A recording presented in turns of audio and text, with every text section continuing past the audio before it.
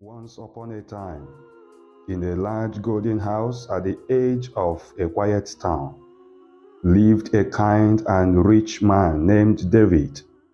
He had everything: cars, gardens, helpers, but most of all, he had a daughter he loved more than anything. Her name was Eliza, a beautiful 20 years old girl, throwing her bag on the couch, rolling her eyes, loudly said, "Why is dinner not ready yet? Do I live in a jungle?" A kind maid named Mary walks in carefully and gently said, "Dinner will be ready in 10 minutes, Miss Eliza.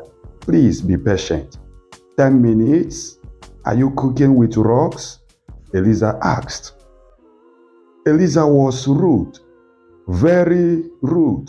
She did not listen to anyone and thought she was better than everyone. It made Mr. David's heart hot every day. Mr. David coughing quietly behind a door. He clutches his heart and looks down sadly. Why is my sweet girl like this? What did I do wrong? Mr. David said. What he didn't know was that the one who should have taught Eliza how to be kind did not. Eliza's mother, a cold, stylish woman named Madame Grace, whispering to a young Eliza, "Don't say thank you. Servants are paid for that. And never listen to your father when he talks about kindness. That is for poor people." Eliza stares at the window, looking angry. Mr. David was getting weaker every day, not just from age, but from the pain his daughter caused him. His eyes, once full of joy, were now full of tears. Eliza, hearing her father cough in his room, she walks in and sees him lying in bed, pale and quiet. Eliza nervously said, "Papa!" Mr. David faintly smiling. Eliza, "My treasure, I love you. Always remember that. But I am tired, too tired." Eliza, eyes wide, voice shaking. "No, no, don't say that. Don't talk like that." Mr. David then said to her, "I just wanted you to be good, kind, like your mother used to be before she changed." Mr. David closes his eyes to rest. Eliza starts to cry for the first time. And for the first time, Eliza's heart cracked open. Eliza running to Mary in the kitchen, crying, "Mary, Mary, I have been horrible, and it's not just me. It was mother. She told me to be like this. She said kindness was weakness." Mary gently holding her, "Oh, child, the first step to change is to see the truth, and you just did." Eliza nods slowly, wiping her tears. Eliza softly said, "I want to be better for Papa before it's too late." Can Eliza truly change? Will Mr. David find peace? And what about Madame Grace? Will her secrets stay hidden?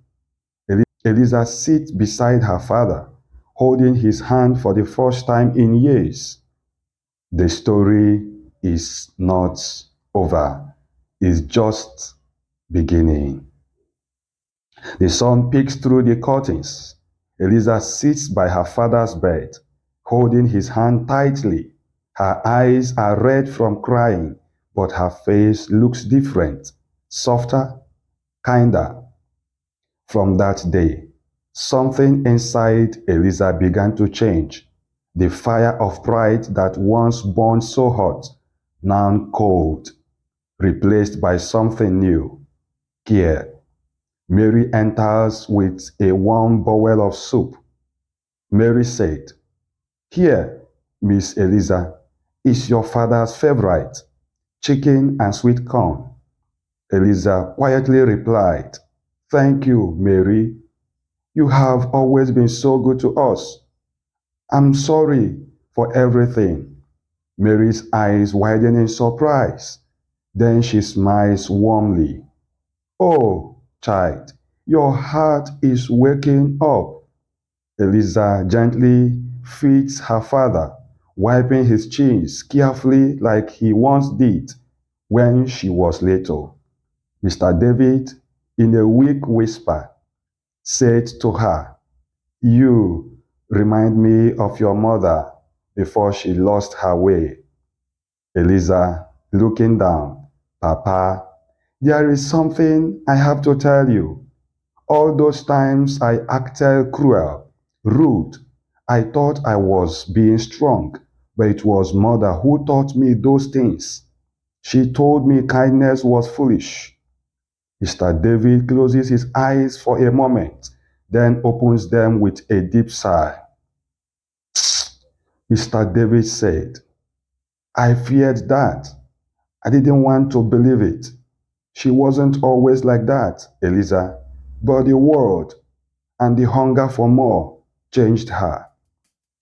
Madame Grace, Eliza's mother, had left years ago to travel, but the truth was she couldn't stand Mr. David's simple, gentle ways.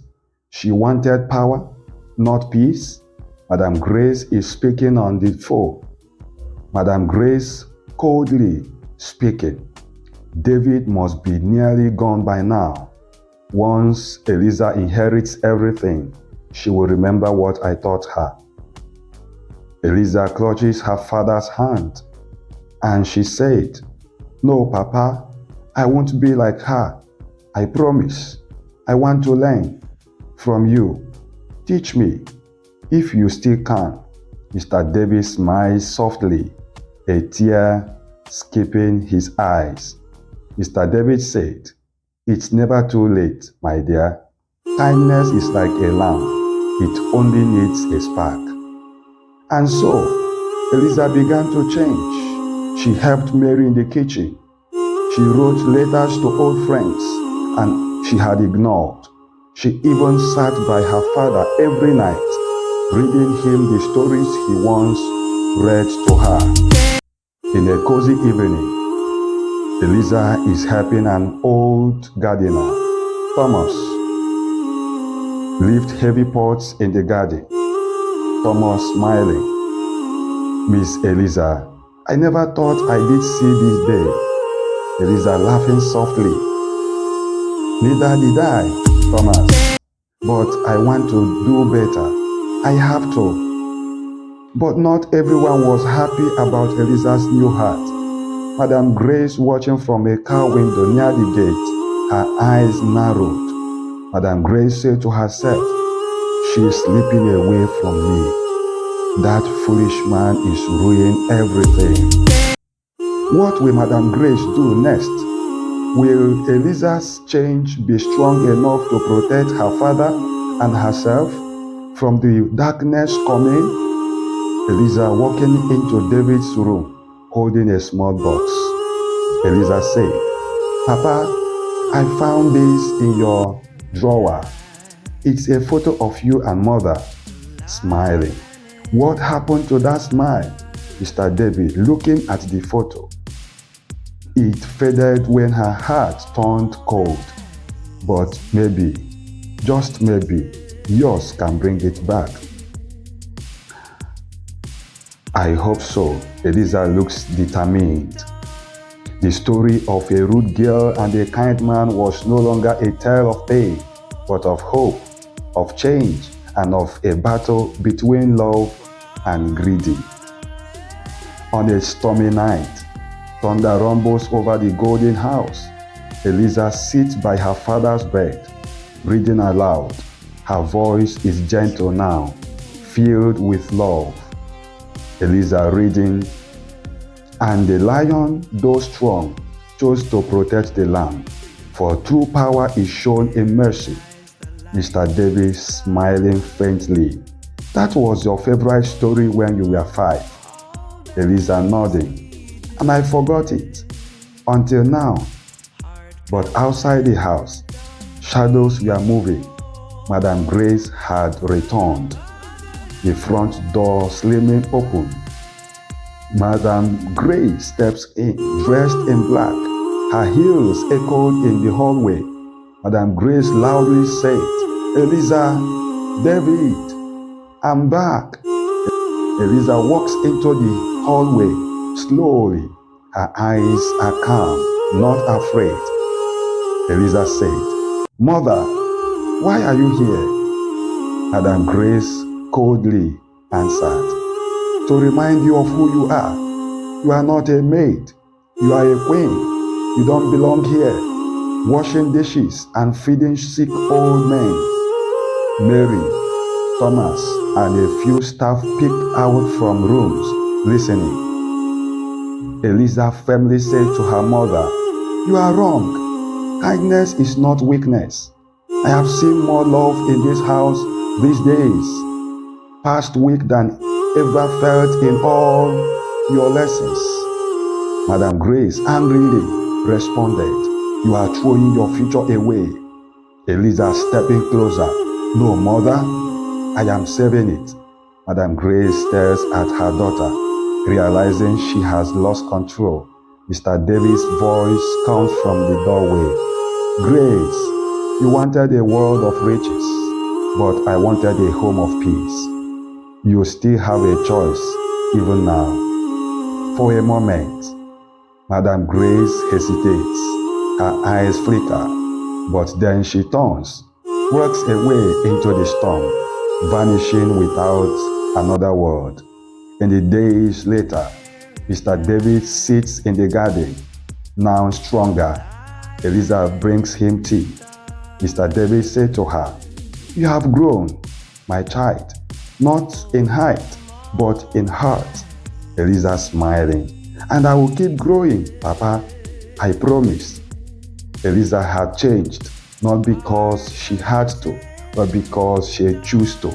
And Mr. David, though once broken, now smiled with pride. Eliza teaching children at a small center she opened for young children. Kindness, reading, and respect. And so, the story ends where love begins. Not in gold, not in pride, but in the small, brave acts of the heart. Moral lessons. Kindness is strength. Being gentle does not make you weak. It shows true courage. It's never too late to change. Even a hard heart can become soft when love enters. Parents are teachers. The lessons they give shape a child's future, for better or for worse. Respect must be learned and shared. It starts at home and spreads through the world. True riches are not money, but love, honesty, and care.